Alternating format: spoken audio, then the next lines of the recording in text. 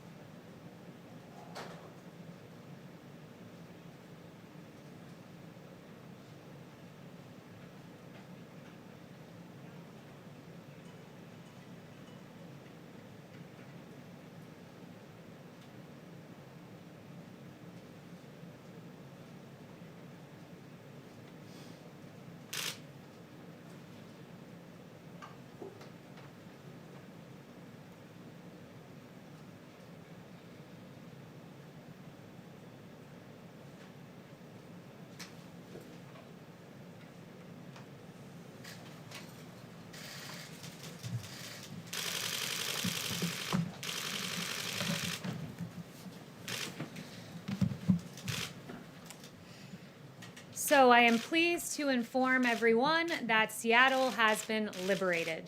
The Capitol Hill Autonomous Zone, otherwise known as CHAZ, I think they switched their name to CHOP, but I'm told they went back to CHAZ, was a failed 4-week Democrat experiment by the radical left, and the results are in. Anarchy is anti-American. Law and order is essential. Peace in our streets will be secured. While the Democrat mayor of Seattle proclaimed that CHAZ was to be, quote, the summer of love, in fact, it was not. And other failed Democrat politicians also remained passive or even silent in the face of anarchy. But while that happened, President Trump set the tone. Law and order must prevail to preserve peace in our streets. The president is not the Democrat governor of the state of Washington. The president is not the Democrat mayor of Seattle, but nevertheless, the president must lead by example and be prepared to act in the face of failed Democrat leadership, which is what we saw in Democrat Seattle and Democrat Wisconsin. President Trump has always stood on the side of law and order, and we are pleased to report that law and order has prevailed and Seattle has been liberated from the anarchist. In President Trump's America, autonomous zones will have no sanctuary. The BAZ, B-H-A-Z, which stood for the Black House Autonomous Zone across from the White House, was swiftly dismantled. 100 anarchists were arrested for rioting and destruction of federal property here in D.C. I believe that number is now above 300.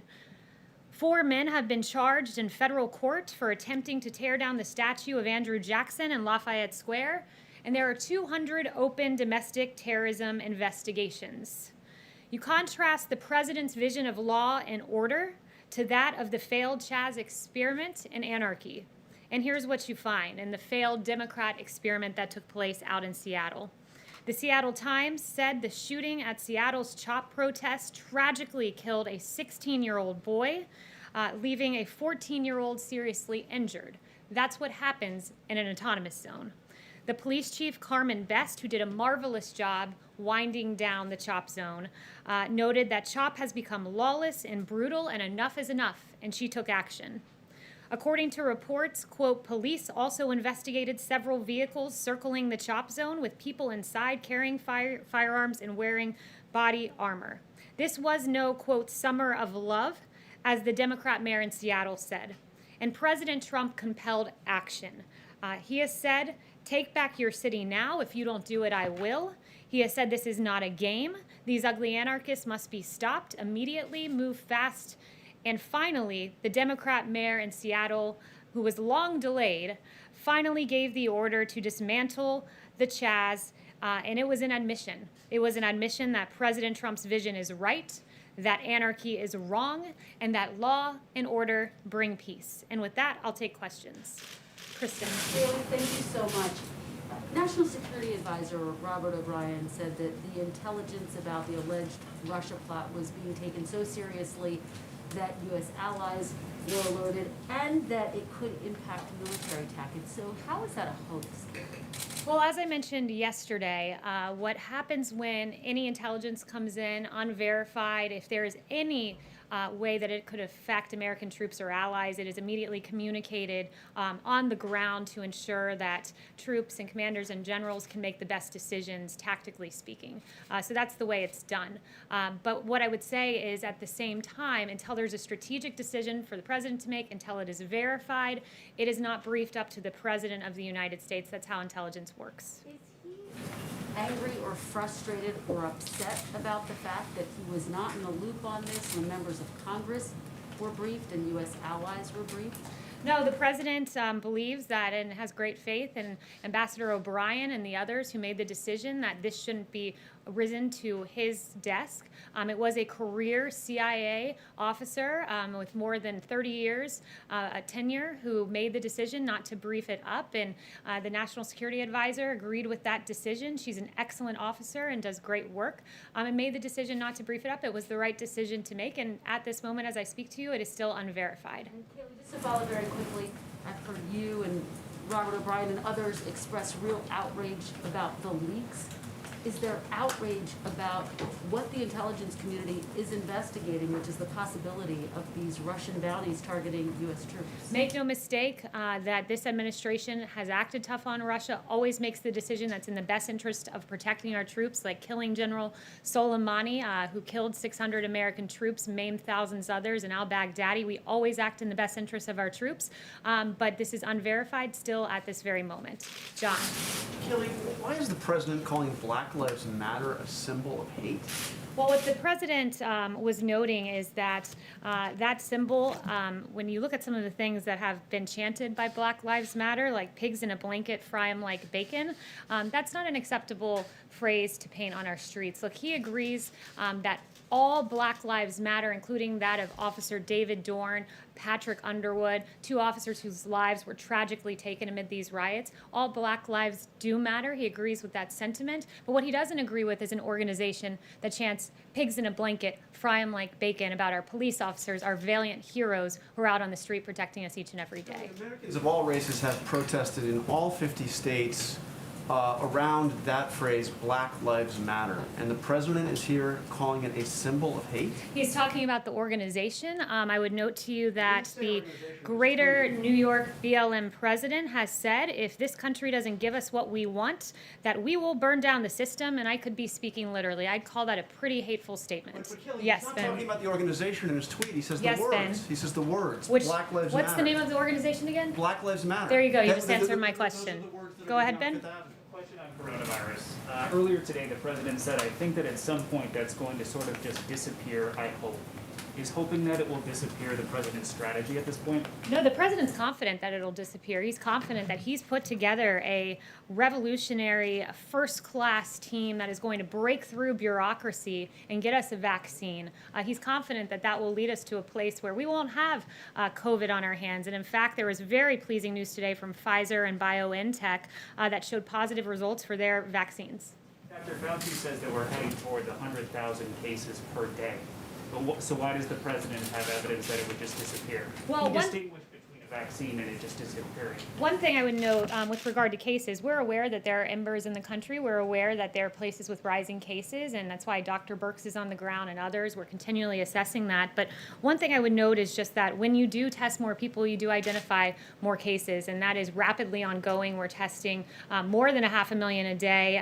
To give you an example, on April 6th, really the height of the pandemic, we were doing 151,525 tests. One day, Thursday is the number that I have here. We conducted 637,587 tests. So when you have more than a 5-fold increase in tests, you have a greater identification of Do you cases. consider what's happening in Florida, in Texas, Arizona as embers? I would say that we see rising cases, we see embers around the country. We always knew that would come with reopening, but those who are identifying as positive cases do tend to be younger individuals, as the vice president noted, and I think the increase in testing is part of the contribution to what we're seeing. Yes. Today, Mayor Bowser said her office is communicating with the Department of Interior about the 4th of July celebration, and it's not, in her mind, in keeping with CDC guidelines, as well as DC Department of Health guidelines. the White House has said over and over again, we should look to our local authorities for how we should act. Should the administration be following the local guidelines The in this? president has said that we should follow our local authorities with masks, so that's the decision that he encourages people to follow those authorities. The CDC guidelines, I'd also note, say recommended but not required, and we are very much looking forward to the 4th of July celebration. Yes. Are you preparing some options for the president to consider for retaliation against Russia should this intelligence prove to be true? And I won't get ahead of the president on action. I also won't get ahead of the intelligence, which at this moment is unverified. Does the president want this intelligence to be corroborated or not, or I mean, what has he told his advisors on this front? The president, it's unverified, it's being assessed, it's going through the same process normal intelligence would go through, but what's unfortunate is we're having this discussion because of the New York Times deciding to run with this and erroneous information about the president being briefed, which was not true, and the erroneous information that there was a conclusion when in fact there was not a conclusion. Jen? Yeah, Kayleigh, can you confirm that the CIA director and the NSA director will brief the Congressional Gang of 8 tomorrow about the Russia bounties? Yes, that is the plan. 2 of them, anyone else that will be briefing the Gang of 8? I'm not entirely sure who else will be in that briefing. Say, does the president generally have confidence in the intelligence community's findings and conclusions about Russia? Yes, he does have confidence, and he's many times acted on verified intelligence, and there's times he's decided that it's in our strategic interest not to act. I'd give you the example of Soleimani and al-Baghdadi, and then the example of Iran shooting down when Iran engaged in actions, and the president said it's not time to engage because shooting down an entity is not the same as losing loss of civilian lives. Yes. Francesca. Thank you, Kayleigh. Shooting down a drone, excuse me. Yes. The president has come under criticism this week for statements that he has made that his detractors say are dog whistles to a certain segment of his base that he is trying to gin up for re-election. Those include comments like Kung Flu, our heritage, while talking about Confederate statues. And most recently, they include the video that I know you discussed in here the other day, but the video of a supporter of his using the term white power. So why hasn't the president denounced that video and called that a hateful statement? The president took down that video. That deletion speaks strongly. And what I would note, the president has repeatedly condemned hate. August of 2019, in one voice, our nation must condemn racism, bigotry, and white supremacy. These sinister ideologies must be defeated. Hate has no place in America. In April 2019, we have no tolerance for those who disrupt this peace, and we condemn all hate and violence, especially in our places of worship. August 2018, I condemn all types of racism. He's repeatedly done this. Why hasn't he denounced that specific video and said that that is hateful language that was used in it? He deleted it. The deletion speaks for itself. His repeated condemnations of hate speak for themselves. And this is a president who's repeatedly condemned hate and repeatedly encouraged for us all to come together. Yes.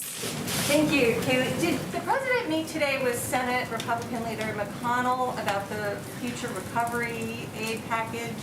And is there any sort of agreement on additional unemployment insurance or stimulus payments? Yeah, so I have no announcements with regard to his meetings, but what I would say is he did mention that in a phase 4, he would be open to direct payments on the point of unemployment insurance. One thing that he's concerned about is he does not want to see an incentive not to work, and enhanced unemployment benefits that Senator Schumer has suggested would be an incentive for people not to get back to work, and he wants to encourage people to get back to work. And at the same time, he's mentioned a payroll tax holiday, a big win for our workers that helps those who are on the lowest end of the payroll, would help the Americans who need it most. So those are some things he's talked about for phase 4.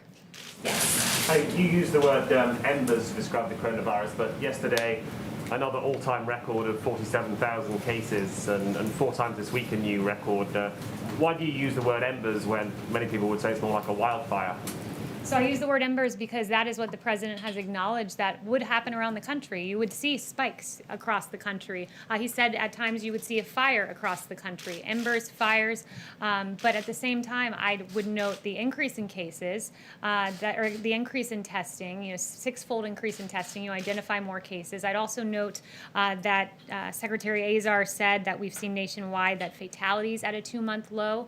So this is a different situation when those who are testing positive are younger, stronger.